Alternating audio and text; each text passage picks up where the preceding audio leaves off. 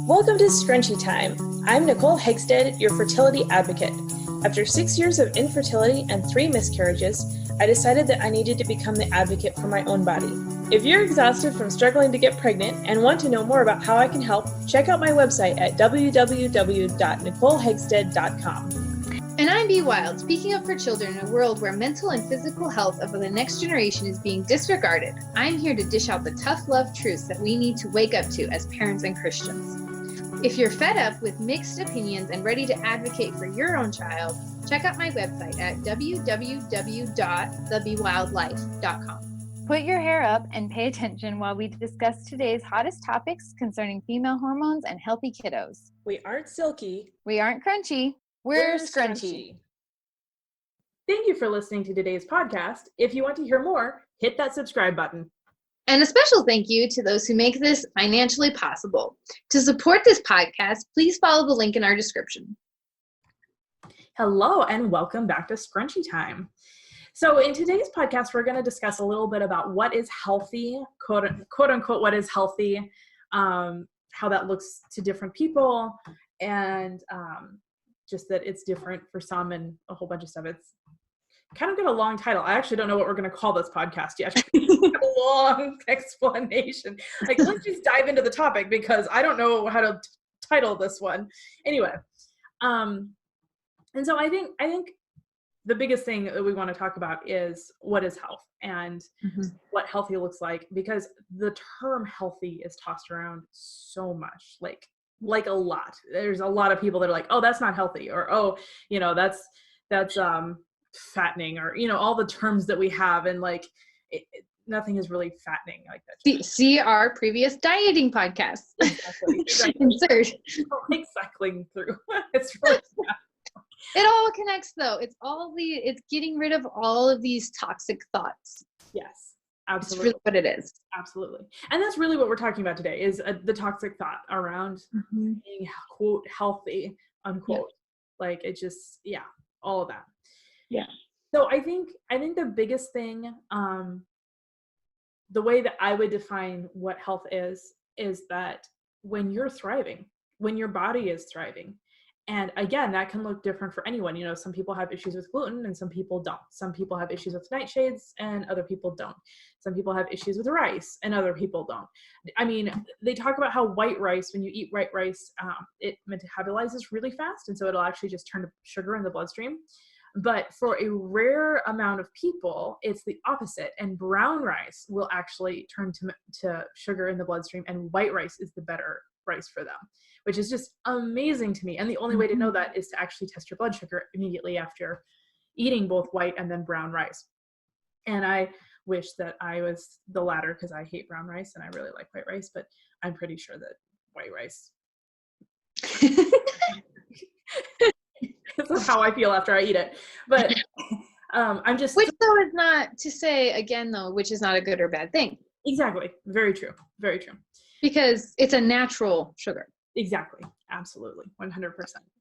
But I'm throwing that out there as a good example that for some people, it's exactly the opposite of what we're told on a consistent basis. And so we need to recognize that. And I remember I used to be really strict about water and the ounces of water and like the formulas of like half your body weight in ounces, and all of that. Right. And it just hit me one day. But what if I just feel comfortable drinking an X amount of ounces? Like what if that's not the ounces that these formulas add up to? And I think that's what we should be doing. And I know we talked last podcast about listening to our bodies, right? So it kind of touches on that again. But healthy looks different to some people. Like some people can drink a gallon of water a day or need to drink a gallon of water a day to be healthy. And other people can drink a quart jar of water a day and still be healthy. And we need to be careful to not put what works for us on other people and judge them through that lens. Yeah. Well, we're all going through different things, like whether it's, I don't like to use the word genetics because there's a lot that is not handed down to us through genetics. I think that is a horrible, like your health history does not matter because again, your birth can define your whole life of health. quote unquote, of how you're going to feel, what you're going to deal with. So it really doesn't matter what your mom had, depending on your birth story, you know, XYZ. So I don't like to say that, but at the same time, we are handed down from our mothers at birth, their gut flora or whatever. And so whether you're dealing with 3 generations of vaccinations, whether you're dealing with, you know, living in a toxic farming community with all the chemicals, XYZ, you're going to get that line of issues. So again, going back to like your water example, because of that, you're constantly detoxing. You may need to detox by drinking a gallon of water. Whereas someone who has lived, you know, more of a clean life isn't going to need that, or, you know, or you're doing a detox then, or, you know, whatever. And so it looks different for everyone. The amount of nutrition you need, like, obviously, clearly I have a high metabolism. And so, you know, like that's going to look different. That's going to look different in my breastfeeding journey. That's going to look different in my pregnancy journey than it is for somebody else. So, just all of that. Well, and to go back to the genetic thing, we do have a certain amount of tolerance to different things. Like if you're like Northern European, you're going to be better with like sausages and potatoes, you know, versus if you're from Africa, you're going to be better with a lot of the vegetables that come from Africa that I don't know because I'm not African. I'm sorry, that's not my culture. Well, to go back to the rice, you know, if you're Asian, you're probably going to be totally fine with that, you know, like, whereas an American, you know, American, I mean, you could be American and be Chinese. We're diverse, but yeah, I'm a German background. That may not settle linear as well with me. So, right. Yes, exactly. We'll get our terminology figured out. Yes. Clearly we're Americans and we're not racist. Right. We're all people. Totally.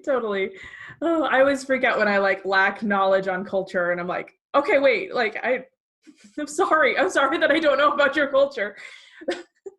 Please forgive me.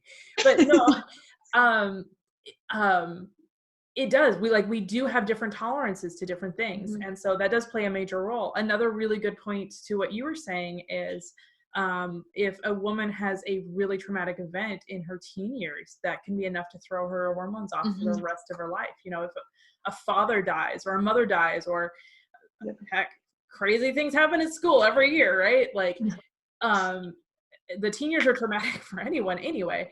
So you could have the perfect healthy lifestyle and leading up to that, and then something like that happens and, you know, your entire hormones are thrown out of balance and you're no longer healthy because you need to work through an emotional trauma that happened to you, you know? Yeah. And so healthy really, again, I think it's not so much eliminating the concept of genetics, but taking that and putting it in with your birth story and your lifestyle and the way you were raised and your life experiences and what you're eating today and what you're exercising and all the things, right? This is why I privately coach one-on-one, because we can stand here and talk about all of this different stuff in general for everyone. And there are general rules that apply to everyone. But in the end, all of these things trickle down and make you who you are in this moment and define whether you are, quote, healthy or not, according to your body. And I think that's what's the most amazing thing. And so when we look at like a bagel and we go, oh, a bagel is not healthy. Okay, but why isn't it healthy? Because why it's not healthy for one person is going to be totally different for another person. Totally different. And in fact, for some people, I would even say it might be healthy. Exactly. Depends on how it's made. Depends on why that bagel isn't unhealthy or is healthy. Because if it's made with unprocessed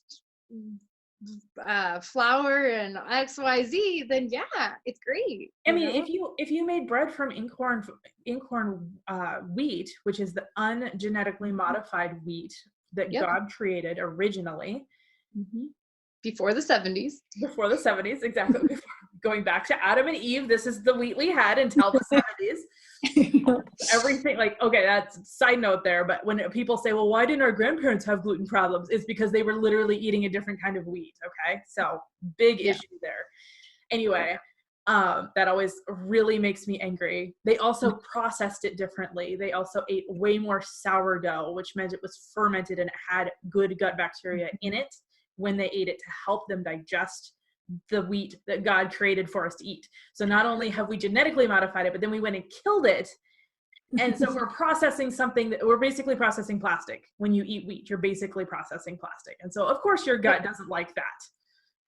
Yeah. Anyway, big side note. But if you make like organic inkhorn, it's alive, you made it sourdough, if you still have not repaired your gut from the gluten problem, it still could be unhealthy for you. Like it still could be an issue.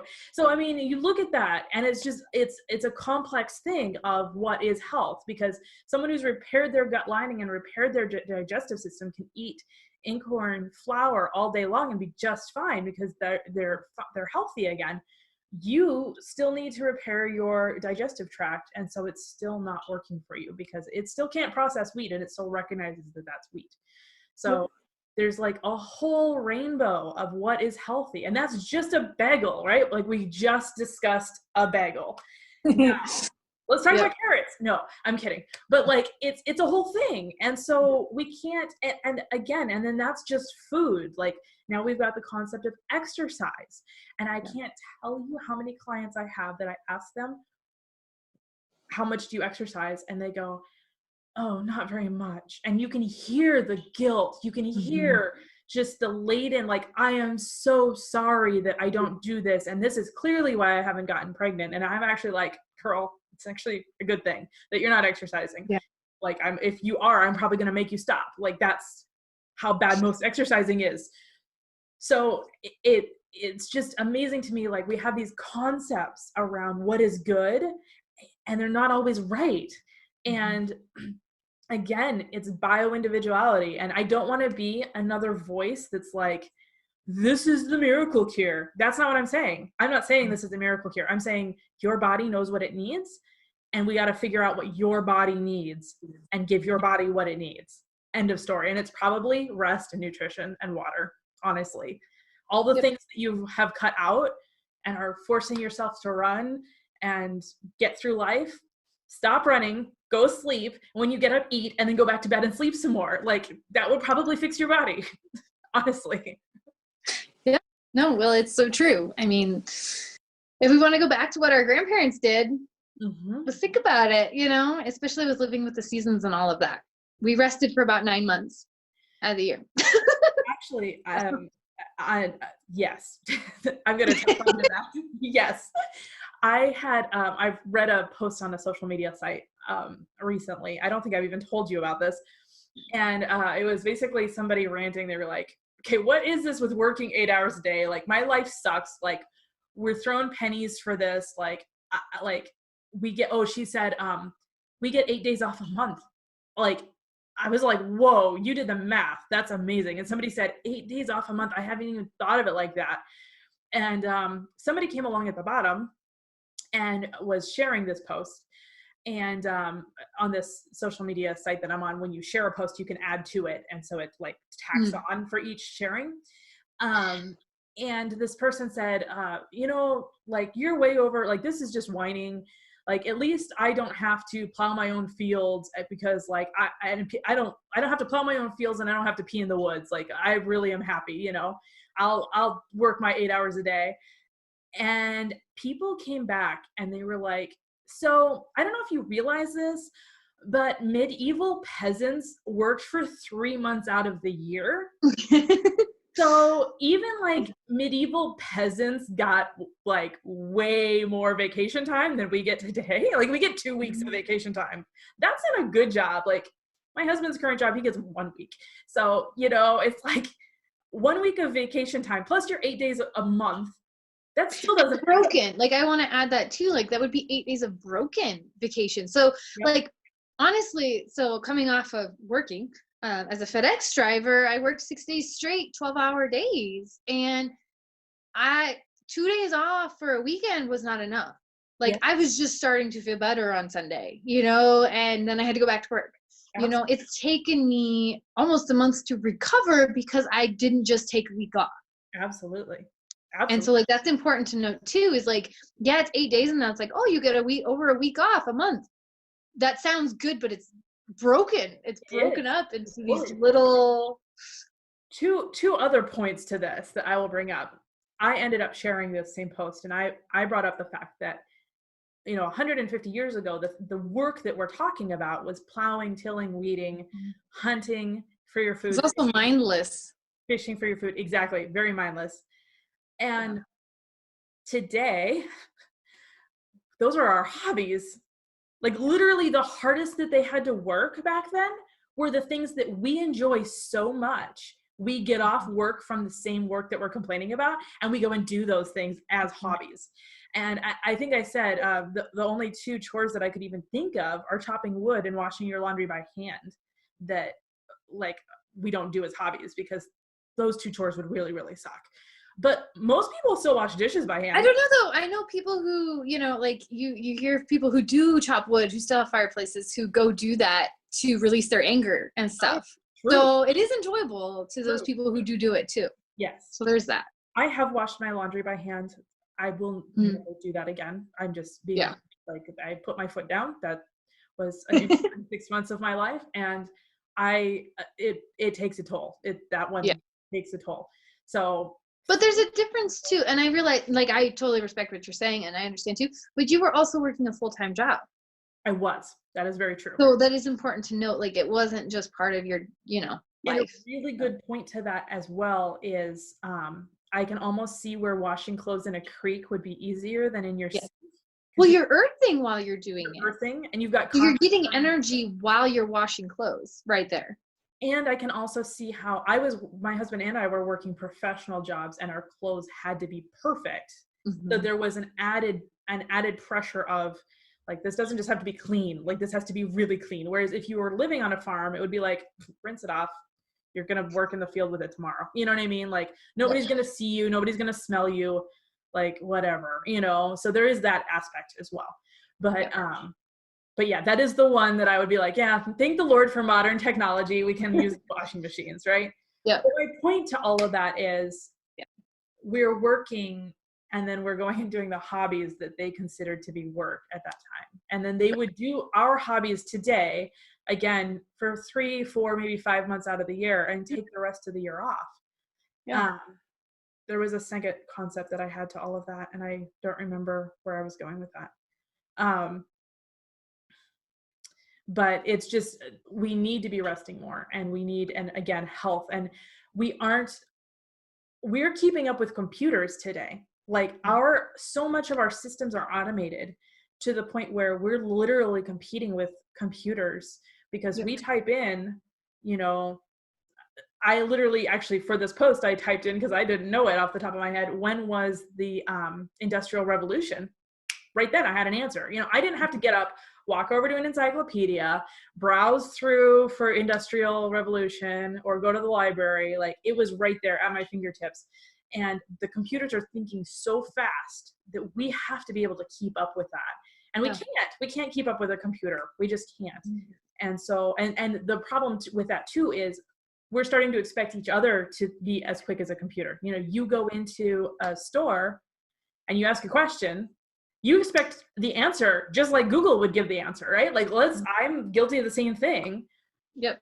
And so we expect that of each other, and we don't have that kind of brain storage or RAM, whatever it is that makes it that quick. Right. I need more RAM. So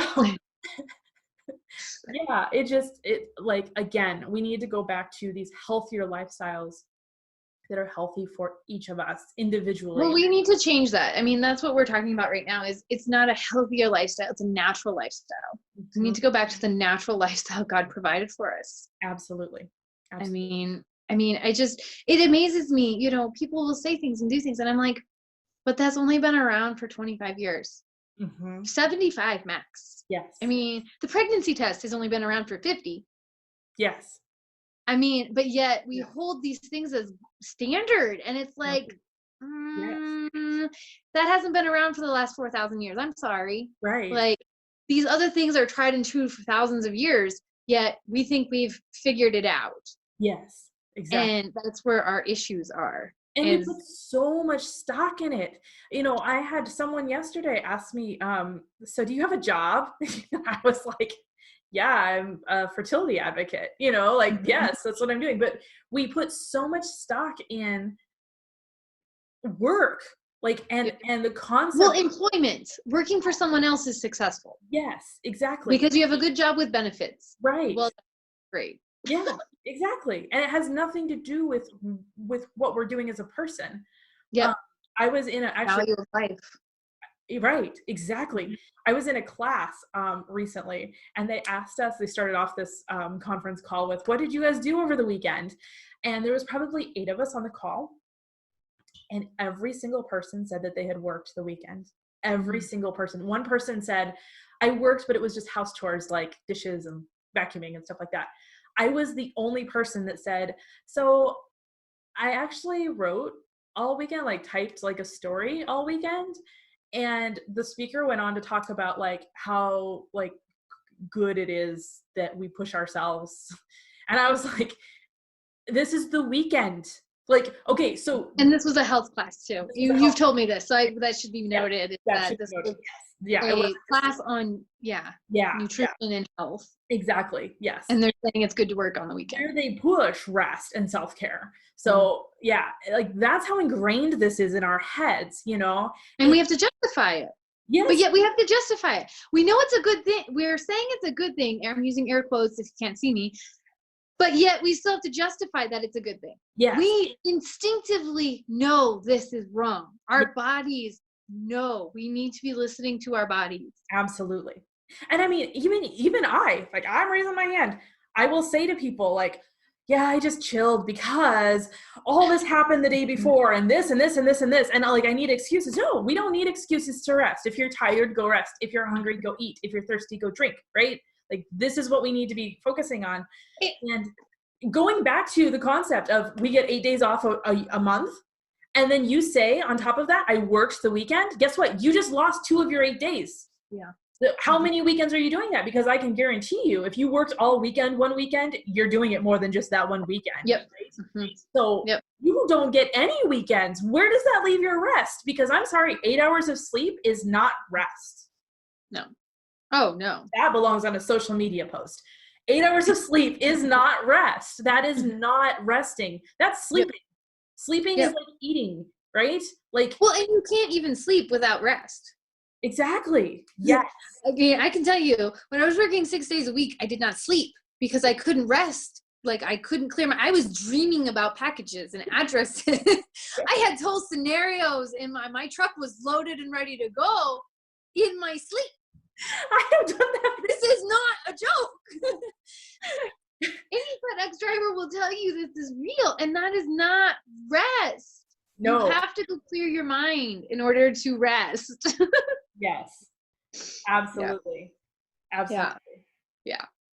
I crack up when I like wake up in the middle of the night freaking out about something, like and you have to discern if it's reality or not. Yes. Like I have like been sewing by hand in my dream before and like woken up with my fingers together and like separated my fingers. And I was like, oh crap, where'd the needle go? I'm going to poke myself in my sleep. And I'm like looking for the needle in my bed. Right. Like it was a whole thing one night where I was like freaked out and there's a needle in my bed. I was like, it was a dream, Nicole. Like I like laid perfectly still all night long for the rest of the night because I couldn't find the needle. Right. That did not exist. So yeah, that's not rest. Like clearly that's not rest. So yes. Yeah.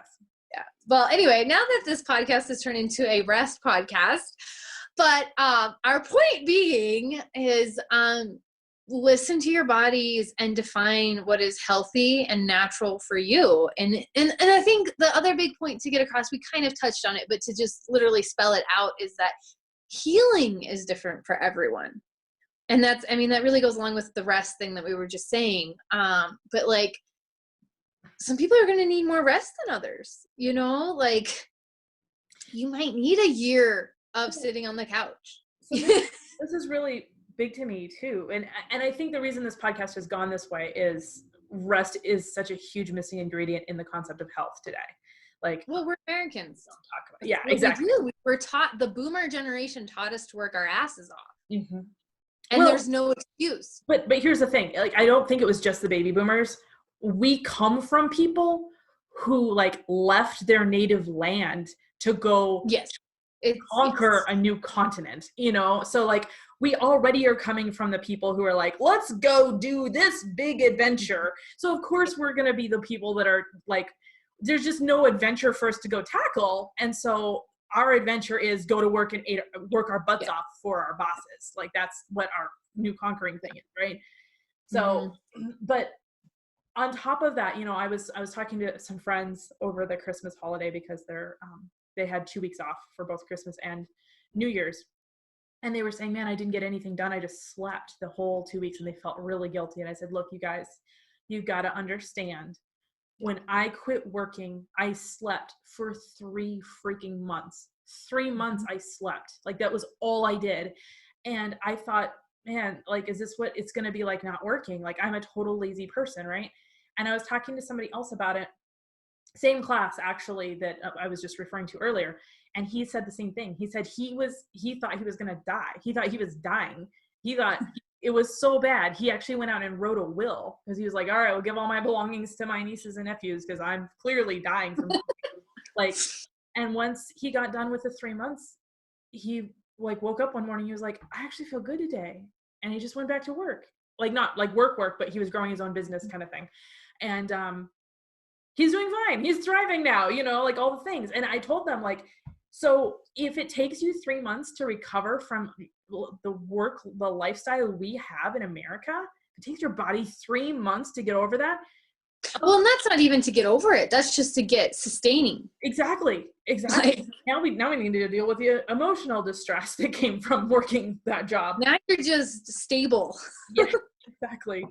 So don't feel bad that you sleep your weekend away. Don't feel bad that you sleep your 2 weeks away, you know? And that was my whole point to that, was telling them, you know, yeah, of course you slept 2 weeks. You should be sleeping for the next 2 months, 2.5 months, you know? And we talk about things like, oh, you know, I've listened to inspirational, motivational speakers who are like, you know, it's what you do with the moments you have, and every moment that you waste on a video game or waste sleeping or waste on Netflixing, like, those are all wasted moments. No, they aren't. I'm sorry. I think you'll actually live longer for, quote, wasting those moments. You'll be more successful. That too. You have As coming from a 3, I can vouch for that. I mean, I fall into that very easily. The whole do this formula to be an amazing person.